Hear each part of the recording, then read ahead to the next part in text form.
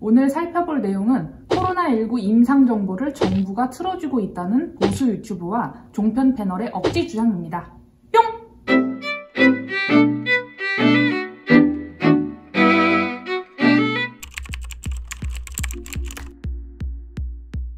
3월 24일 보수 유튜브 채널에서는 코로나19 임상 정보를 정부가 독점, 통제하며 중앙임상위원회 등 소수에게만 공개해 자기들끼리만 보고 있다는 주장을 내놨고요. 3월 30일에는 TV조선 이것이 정치다에서 출연한 노한규 전 대한의사협회장이 코로나19 관련 통계들이 지난 3월 12일을 기점으로 좀 공개가 안 되고 있는 것들이 많다고 주장했습니다. YTN과 뉴스톱이 팩트체크 보도를 냈고 아시아경제 최대열 기자 역시 사실관계를 확인해 주었는데요. 보수 유튜브와 종편 패널 노한규 씨의 주장은 사실이 아니었습니다. 보수 유튜브와 종편 패널의 억지 주장은 지난 3월 20일 대한의사협회에 코로나19 임상정보 공유 및 중환자 진료 전략 수립 촉구 기자회견이 바탕이 된 것으로 보입니다. 당시 의협은 중국 연구 결과와 외국 유명 학술지를 통해 정보를 얻을 만큼 임상 정보가 공유되고 있지 않다. 의협 차원에서 국내 환자 정보를 정리해 의사들에게 제공하려 해도 데이터가 없어 분석할 수 없는 상황이라면서 주장했습니다.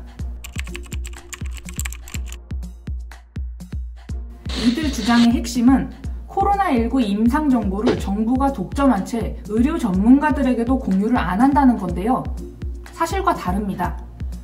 아시아경제 최대열 기자는 이런 주장에 대해 정부가 틀어줄 만한 정보 자체가 애초에 없는 상황이라고 평가했습니다.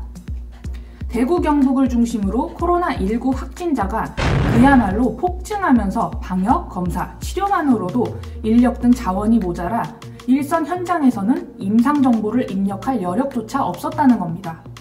뉴스톱의 4월 2일 팩트체크, 코로나19 임상정보 정부가 공개 막았다도 비슷한 입장인데요. 현 시점에서 임상정보가 공유되지 않는 가장 큰 원인은 대구 경북 지역 의료진의 과부하로 봤습니다. 환자 치료에도 버거운 현 상황에서 임상정보 전산 입력까지 부담시키는 것은 어불성설이라고 평했죠.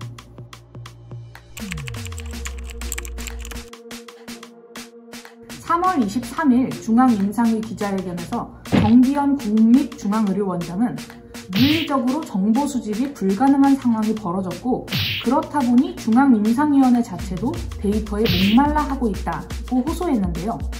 YTN의 4월 2일 팩트체크 정부가 임상정보 틀어주고 안 준다에서는 이런 상황이 임상정보 관리체계에서 나온 것이기도 하다고 지적했습니다. YTN은 임상정보가 모이는 과정에 대해 일선 병원은 환자를 치료하면 나이와 신체 조건, 기저질환 등의 임상정보를 남기는데 문제는 병원마다 기록하는 시스템이 다르다는 것, 그리고 병원별로 흩어진 임상정보를 취합하기 위한 정보 차원의 통합 시스템이 이미 마련되어 있긴 하지만 별도로 입력해야 하는 번거로움이 있고 의무사항도 아니어서 일선 병원이 하지 않으면 그만이라고 설명했습니다. 다만 YTN에 따르면 의협이 주장한 것처럼 전문가들의 임상정보 공개 및 공유 요청에 정부가 답을 주지 않았던 것은 아닌데요. 보건복지부는 현재 시스템으로는 어렵다며 임상위원회를 통해 환자 정보 공유가 원활히 이뤄지도록 노력하겠다고 답변했다고 확인했습니다.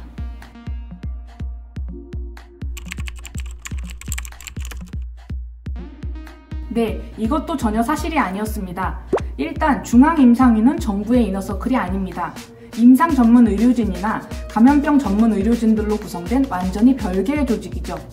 뉴스톱은 중앙임상위는 국립중앙의료원에 설치한 임시기구였던 중앙임상 TF를 발전시킨 조직으로 코로나19 환자를 치료하는 현장 임상의사들의 네트워크, 모든 국가지정 입원 치료병상 운영 의료기관이 참여, 질병관리본부 산하의 방역기관이 아니다 라고 확인했습니다.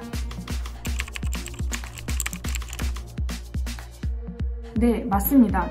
YTN, 뉴스톱, 아시아경제 최대열 기자 같은 기성 언론의 노력이 없었다면 정확히 사실에 입각한 정보가 시민들에게 알려지지도 않았을 겁니다.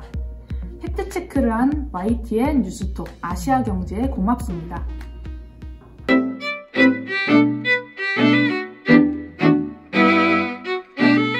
그럼 다음엔 더 믿을만한 미디어 비평으로 돌아오겠습니다. 안녕히 계세요.